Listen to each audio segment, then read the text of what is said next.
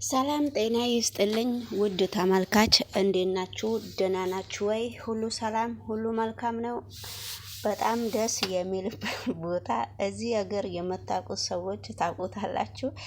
እንግዲህ ውድ ተመልካች አዲስ አበባ እንደዚህ ዘና ፈታ ብላለች እና ቀጥ ብላችሁ ወደ ሀገራችሁ መምጣት አለባችሁ እንደኔ ማለት ነውና በጣም ሶሪ ጮጋራ እያስገሰኝ ነው። ምንም ማድረግ አይቻልም ማለት ነውና ጮጋራችን መፍጨቱን ስላቆመ ኤክስኪውዝ ሚ ብለናል ለተመልካች ማለት ነውና እና እንግዲህ ኖላዊ ድራማ ክፍል 130ን እየላችሁ ብቅ ብያለሁ። መቼም እናንተ ስራም አላጣችሁ፣ ሰብስክራይብም ላይክም የለም ከንቱ ነው። እንግዲህ ወደሚቀጥል ቪዲዮ አብረን ስንሄድና አብረን ስንከታተል ሀናና ሌላ ፍቅረኛ ሀና እንግዲህ ይዛለች። ሀና በመካከሉ ላይ በጣም ዝነጣም ጀመራለች። ከአባቷ ጋራም ቁጭ ብላ ከአቶ መስፍን ጋራም ቁጭ ብላ ወሬዋን ማውራት ጀምራለች። አንዳንድ ነገር ሲጠይቃት እንግዲህ አባዬ እያለች ፈገግ እያለች እንግዲህ ነገሮቹን ሁሉ በጣም በአሁኑ ጊዜ ትንሽ ተሻሽላለች ማለት ነውና ከጭንቀቱ ጭንቀት መቼም ምድርና ሰማይን ነው የሚያጠፋው። ስለዚህ እንግዲህ አቶ መስፍን ደግሞ ምንድነው ከየት እንዴት ነገሮቹን ምን እያረገ ነው ምንድነው ችግሩ ማለት ነውና ወደ ወይዘሮ ሜላት እስቲ ዛሬ ከነሱ ልጀምራቸው ማለት ነው። ወይዘሮ ማለት ለምንድነው ወይዘሮ አልማዝን ምግብ ይዤ በሳህን ድንብላልን ምግብ አዘጋጅልኝ ምግብ ይዤ ነው የሚሄደው ምክንያቱም ምንም ማለት አይደለም ብላ ድንብላልን ስትለምናት ነበረና ወይኔ እያለች ነው እንግዲህ ድንብላል። በመካከሉ አቶ መስፍንም እንግዲህ አንቺ ያምሻል ወይ? ችግርሽ ምንድነው? ለምንድነው ለወንጀለኛዋ እሷ ልታጠፋሽ እየተዘጋጀች ሴት እስከሆነች ድረስ አንቺ ለምንድነው ምግብ ቋጥረሽ ለሷ እዛ ቤት የምትወስጂላት እዛ እስር ቤት ብሎ ሲጠይቃት ወይዘሮ ማለት እንግዲህ እውነትም ጦሽ ብላለችና አዎ ይቅርታ፣ አዎ ምን ችግር አለው? ችግር የለውም እኮ እኔ አዎ ምን ችግር አለው? ችግር የለውም እኔ ምንም ችግር የለብኝም። በራሴ በኩል ትብላ፣ እንደውም ከዛ ከእስር ቤት ወፈርፈር ብላ እንድትወጣ እኔ እፈልጋለሁ። ምን ችግር አለው? በሚል ሁኔታ ነው እንግዲህ ነገሮቹን እየተናገረችው ማለት ነው። ነገር ግን እንደዛ ቢሆንም ነገሮቹ ለሷ በጣም ከባድ ቢሆንም ሁሉንም ነገር ወይዘሮ ማለት ቀለል አርግታ ነው ባለፈው ሁሉንም ነገር ያደረገችውን ድርጊት ሁሉ በይቅርታ ልታልፍላት ፈልጋ ሊሆን ይችላል። ነገሮቹን እንግዲህ በይቅርታ ልትለቀላት የምትሄድ ይመስላልና ነገር ግን ለምንድነው ለሷ መሳቋጥሪ የሚል ጥያቄም ስለቀረበላት አይ በነገራችን ላይ እኔም አይመለከተኝም እሳቸው ነው እያዘዛቸው እርሶ ስላዘዙኝ ምንም አይመለከተኝም በሚል ሁኔታ ነው እንግዲህ ድንብላለም እሺ ብላ የሄደችው። በነገራችን ላይ እንግዲህ ምግብም ይዛ ሄዳለች። ምግብ ይዛ ስትሄድ እዛ እስር ቤት ሄዳ ስትጠይቃት ነበረ። በመስታወቱ ስታነጋግራት ነበረ።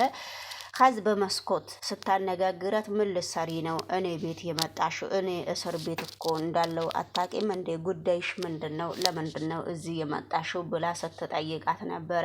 እንዴ ምን ችግር አለው? ምግብም ይዤልሽ ነው የመጣሁት ችግርሽ ምንድነው ብሏት ነግራት ነበረና እሺ እንደዛ ከሆነም እንግዲህ ያንቺ ችግር እኔ ደግሞ አንቺ ለምንድነው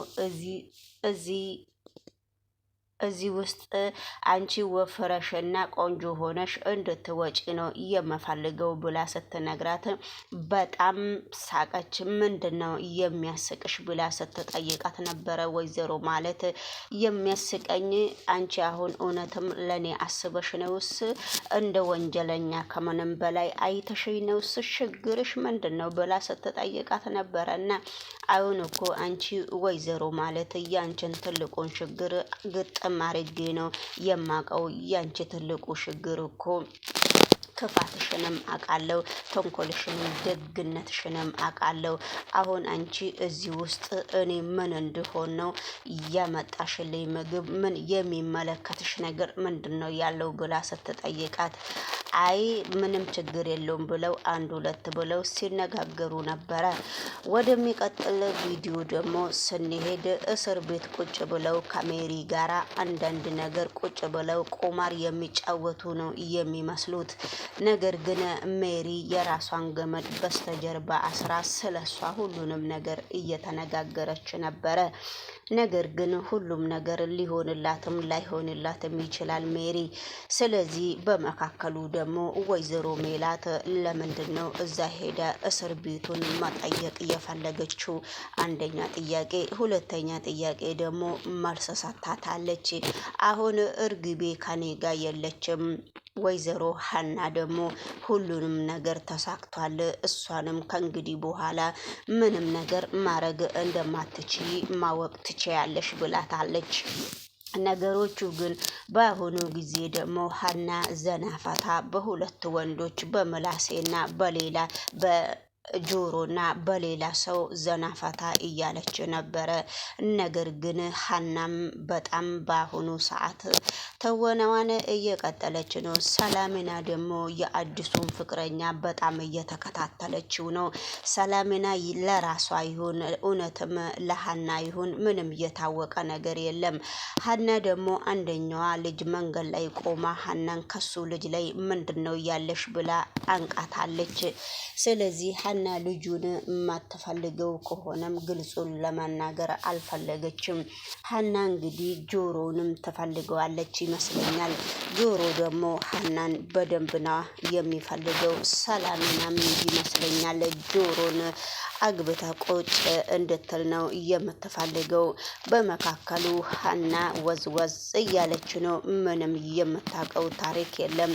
ሰላምና ደግሞ ወደ ትምህርት ቤትም ሲሄዱ ትምህርት ቤት ውስጥም እየተማሩ እያለ ስለ ትምህርት ምንም የምታዳምጠው ነገር አንዲት ነገር የለም።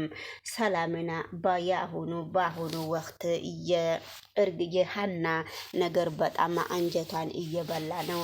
ሀና ልጁ የሚያፈቅራት ልጅ የሱ ጓደኛ ሌላዋ ከሰላምና ጋራ አብረው ስለሚማሩ ከሰላምና ጋር አብረው ስለሚያወሩ ነገሮቹ ግን እሷን አስተማሪው ሲያስተምራት ሁለቱም ዞር ዞር ብለው በጣም ነው እየተነጋገሩ ያሉት።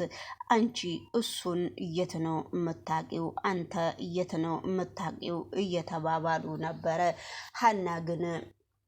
ሀና ግን የራሷን ምርጫ መርጣለች። ሀና የራሷን ምርጫ ስለመረጠች ነገር ግን ሰላሚና ምን አግብቷት ነው እንደዚህ የሀናን ጉዳይ መከታተል በጓደኝነት በኩል መከታተል እየፈለገችው? በስተመጨረሻ ቪዲዮን አብረን እንከታተላለን።